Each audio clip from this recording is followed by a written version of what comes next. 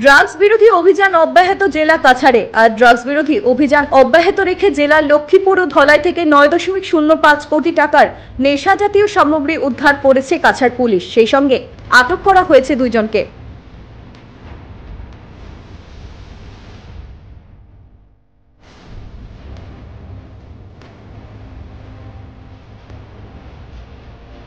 গোপন সূত্রের ভিত্তিতে দুটি বিশেষ অভিযান চালিয়ে কাছাড়ের লক্ষ্মীপুরের পালরবন্দ ও ধলাই থেকে বৃহৎ পরিমাণে নেশা জাতীয় সামগ্রী উদ্ধার করেছে কাছাড় পুলিশ।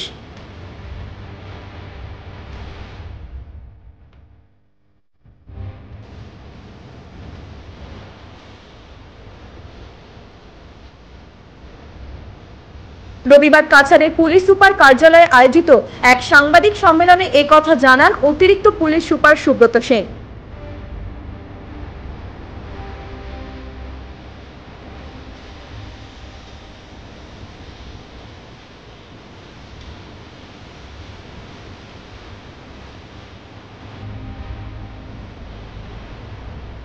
তিনি বলেন, নেশা জাতীয় সামগ্রীর বিরুদ্ধে দুটি বিশেষ অভিযান চালিয়ে গত শনিবার রাতে 129টি সাবানের বাক্স থেকে 1 কেজি 800 গ্রাম হেরোইন উদ্ধার করার পাশাপাশি দুজনকে গ্রেপ্তার করেছে কাছাড় পুলিশ।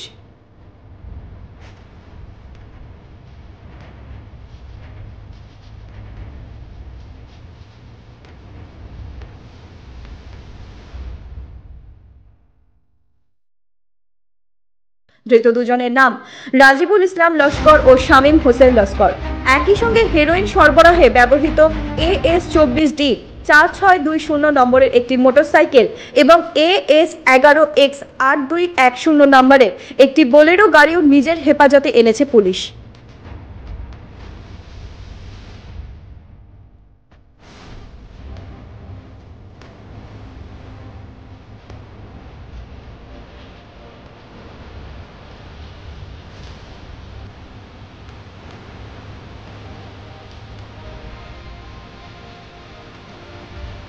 ধৃত দুই ব্যক্তি থেকে উদ্ধার করা নেশাজাতীয় সামগ্রীর বাজার মূল্য প্রায় 9.05 কোটি হবে বলেই জানিয়েছেন অতিরিক্ত পুলিশ সুপার সেন।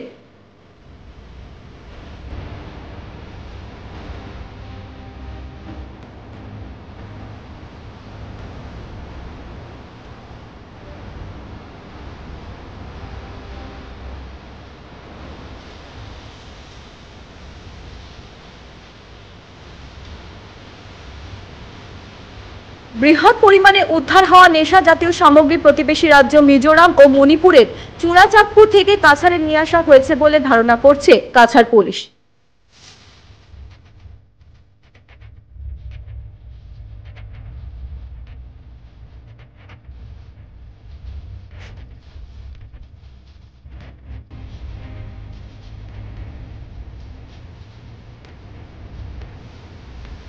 বিষয়টি নিয়ে তদন্ত অব্যাহত রেখেছে বলেও জানিয়েছেন অতিরিক্ত পুলিশ সুপার সুব্রত সেন।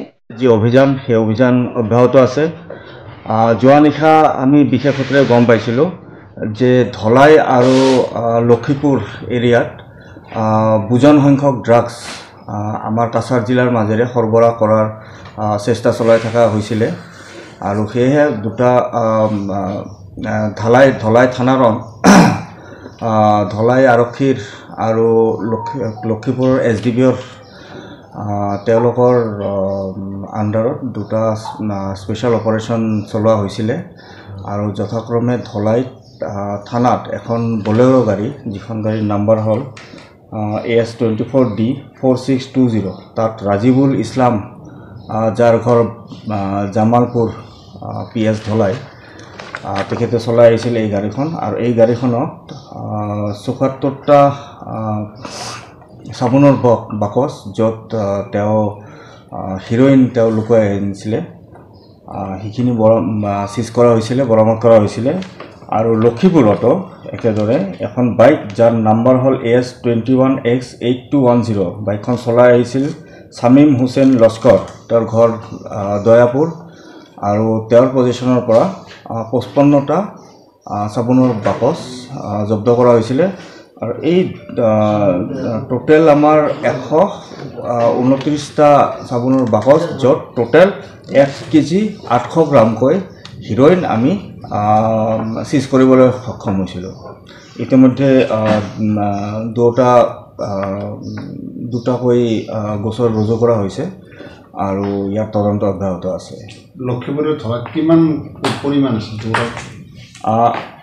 প্ৰায় এটাকৈ চাবোনৰ বাকচত প্ৰায় 14 গ্ৰামকৈ থাকে।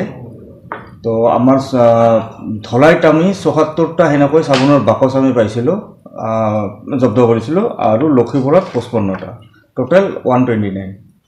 আৰু ইয়াৰ মুঠ ওজন হ'ল 1 কিলো 800 গ্ৰাম। আৰু বজাৰ প্ৰায় 9.5 কৰোৰতকৈ অধিক হ'ব। এইটো আমাৰ চুবুৰীয়া ৰাজ্যৰ পৰা আহিছিল। তেওঁলোকে আমাৰ জিলাৰ মাজেৰে সৰবৰাহ কৰি বিভিন্ন ৰাজ্যলৈ তেওঁলোকে প্ৰেৰণ কৰাৰ চেষ্টা কৰি আহিছিল। মণিপুৰ নে মিজোৰামৰ পৰা? এইটো আমি পাইছিলোঁ, এতিয়াও তদন্ত অব্যাহত আছে। এতিয়ালৈকে আমি আপোনালোকক এইখিনিয়ে ক'ব পাৰোঁ যে আমাৰ চুবুৰীয়া ৰাজ্যৰ পৰা আহি আছে। দুটা কেইছে একেই নেটৱৰ্ক মোটামুটি তেওঁলোকৰ মানে চ'ৰ্চটো অলমষ্ট ছেম। আৰু এতিয়াও আমাৰ যি অভিযান এতিয়াও আমাৰ অব্যাহত আছে। এতিয়াও আমাৰ টীম এতিয়াও মানে অভিযানত লাগি আছে। Bureau report, NE8 news.